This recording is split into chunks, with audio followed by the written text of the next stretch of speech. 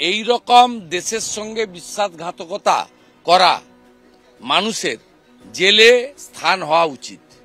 তাই একটা সময় 2G স্পেকট্রাম কেসে যদি করুণানিধিজি প্রয়াত, তার মেয়ে গ্রেপ্তার হতে পারে কানি মাঝিজি, যদি দিল্লি লিকার স্ক্যামে মুখ্যমন্ত্রীর কন্যা এবং বিআরএস এর নেত্রী কবিতা গ্রেপ্তার হতে পারে, তাহলে মহুয়া মৈত্র এই অবৈধ কাজের জন্য তার গ্রেপ্তার হওয়া উচিত।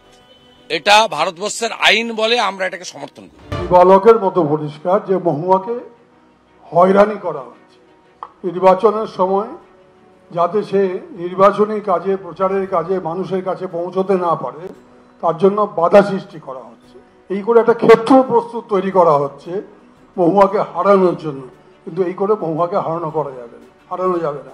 যখন নির্বাচন প্রচার শুরু হয়ে গেছে সেই সময় ইডি তাকে দিল্লি ডাকছে কেন? কলকাতায় ইডির অফিস নেই।